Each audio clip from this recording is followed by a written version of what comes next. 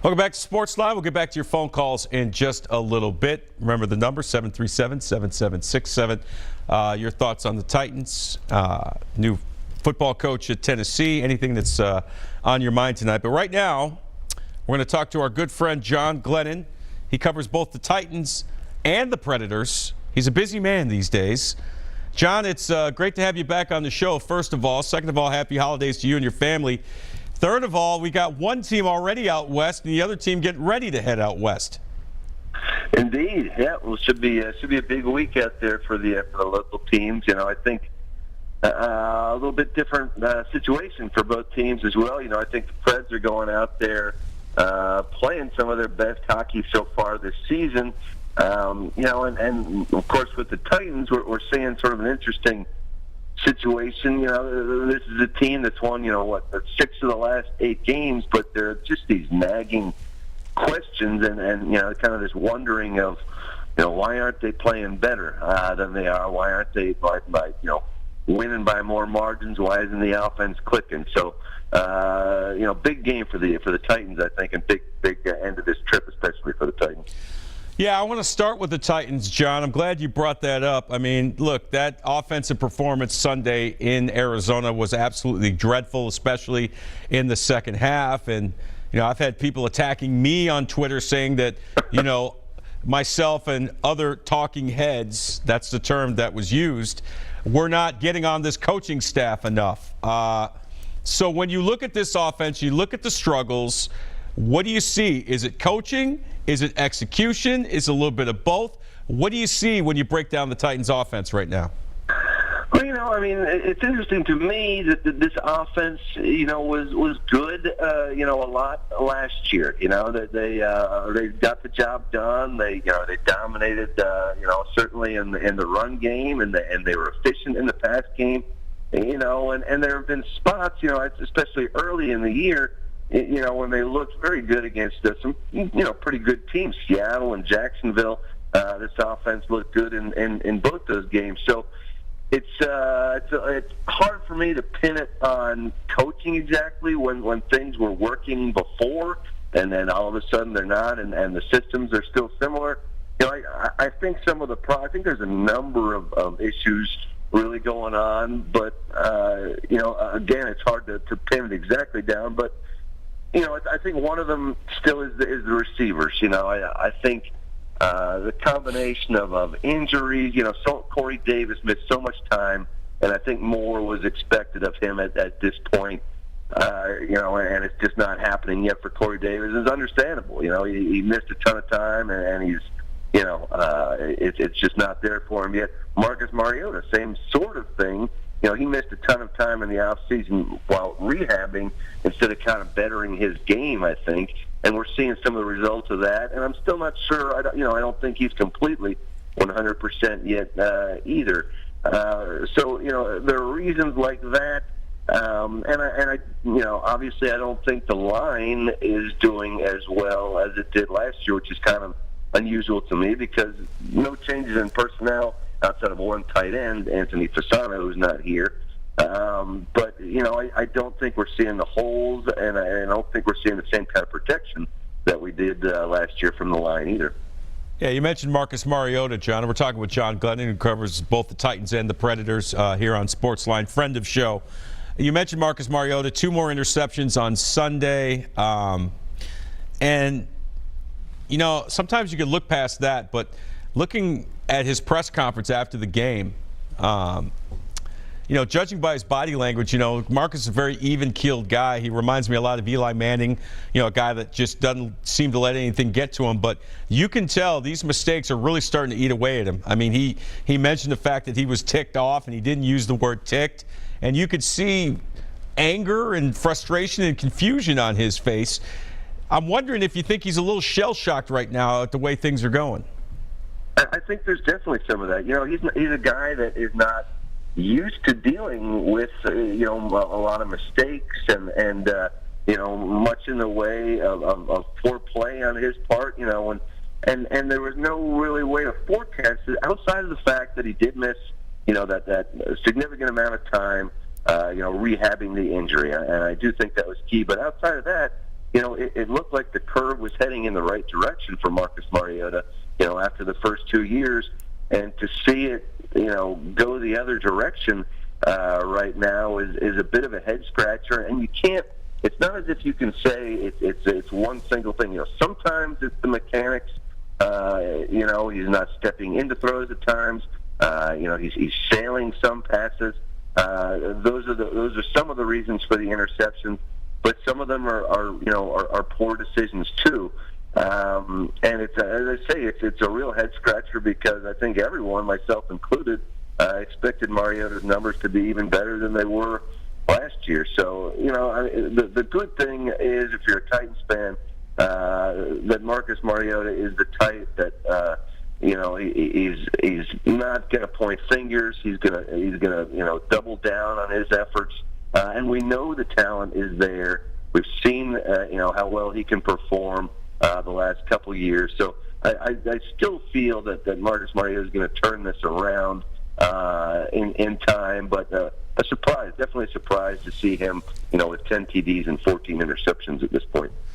John, what about the other side of the ball? Certainly a bright spot right now for the Titans. The sacks have just been piling up in recent weeks. They had 8 more sacks on Sunday against the Cardinals. I'm surprised Blaine Gabbert made it out of that game alive, let alone with a win. What do you see from the defense? Why are they able to get so much pressure on the quarterback and get him to the ground? Well, it's interesting, for so much in the first part of the year, they were getting pressures, but they weren't able to finish. Part of that, was I think they're playing against guys like, Russell Wilson and Deshaun Watson and probably some more mobile quarterbacks. Jacoby Brissett, right? Yeah, in those games, and they've seen a few more of the guys like Blaine Gabbert and Tom Savage here recently, but that doesn't go, that doesn't explain it completely either. I think we're seeing more variety in the Titans blitzes. And I think one way to see that is it's not one or even two guys that are piling up sack stats for the Titans. It's, I think they may have had 8 sacks from 6 different guys in that last game. So I think we're seeing a lot of good scheming from Dick LeBeau. They're doing a better job finishing. I mean, I think in the last 4 games, 23 sacks. The second best team in the last 4 weeks is Baltimore, and they've had 14. So there's a huge difference in what the Titans are doing and what the rest of the league is doing right now. And I'm sure you have to give coverage some credit too. Especially a guy like Logan Ryan has been doing a great job the last couple weeks. And when the coverage is good, that certainly helps out the pressure they put on quarterbacks. Before we switch gears and talk about the Predators, one more Titans question for you, John. This Sunday in San Francisco, the 49ers have been rejuvenated. Jimmy Garoppolo, a midseason trade. He's come in there. He's been the starter now, led them to a couple of wins. They're feeling good about things in San Francisco. This is not going to be a gimme for the Titans on Sunday. No, it's not at all, and I think it's telling, too, that not only 2-0 for Garoppolo with the 49ers, but both of those were road games, and we know it's certainly no easy task for any team to win a road game. I think this is a very different team. The numbers are much better in the last 2 weeks behind Garoppolo. He's averaging about 300 yards passing in those 2 games, and the total offense 400 yards per game under Garoppolo. And as you mentioned, I think that sort of it's not only the offense that he's helped. I think the whole team feels better about itself, and I think that even the defense, when they say, okay, this is an offense that can help us win games, I think that it helps a defense out there as well too. So it's going to be a real challenge out there, and the Titans have at times they've certainly given up some passing yards to some better quarterbacks. So we'll see what they have in store for Jimmy Garoppolo this weekend. All right, John, let's talk a little Preds hockey, if you don't mind. Team getting ready to go on a 3-game Western Canada road swing, starting at Vancouver tomorrow night. And we're talking with some of the players and Coach Laviolette today. Just the fact that, you look at the numbers, 9-2-2 in their last 13 games. Of course, they're coming off that tough shootout loss to James Neal in Vegas. But that was a great game, great atmosphere. They're starting to get some guys healthy now. And the fact that they've been able to hold down the fort with their depth that's got to be a really good sign for this team going forward. It really is. It's Peter Laviolette, was talking today about, maybe some decisions he'll have to make, but it's a pretty good position he's in right now because, ever since that Kyle Turris trade, as you mentioned, this team is 10-2-2 over the last 14, and now you're bringing back Johansson, who's been out for a few games. You're bringing back a Hartnell, who's been out for several games, and of course you can't forget either that maybe a couple weeks down the line here, you're bringing back Ryan Ellis, who was a top 4 and arguably a top 2 defenseman on the team. He hasn't played a game yet. And still, this Predators defense, I think, is the most goals, the most points by any defense in the league. So, kind of an abundance of riches here for the Predators right now. I think they really have to be feeling good about themselves, and they've had a few days off here too to kind of charge batteries before going out on this Western Canada swing. Yeah, Peter Laviolette actually in a good mood today after practice. I think because he's able to, have a couple of good days of practice and work with his team. We always ask about Pekka Rinne, John. 34 years old, and every year we kind of go in, wondering, will this be the year of the fall off? I haven't seen it so far. How about you?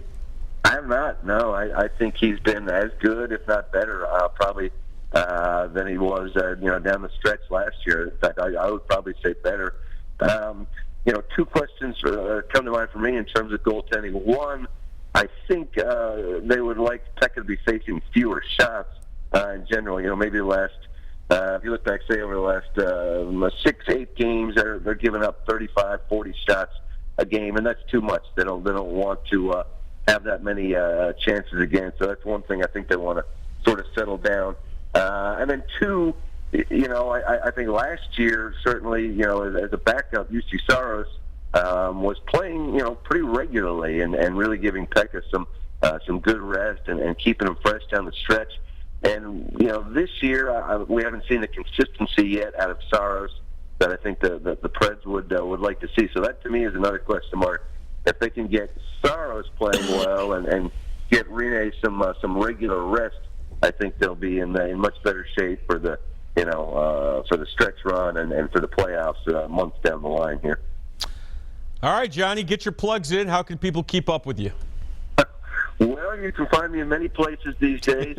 Writing for the Titans website, write for the Predators website, and writing some articles each week for the Nashville Ledger as well. And if you want to keep track of all those, just follow me on Twitter at Glennon Sports. John, you're the best. Thanks so much for coming on, man. Thanks for having me, John. All right, that's the great John Glennon. No shortage of ways you can keep up with what he's doing. Covers the Titans and the Predators. Hard-working guy. We come back. Your phone calls. If you're on hold, stay there. I'm going to get you right out of the break. We're going to talk more Titans, Preds, and UT football. Stay with us.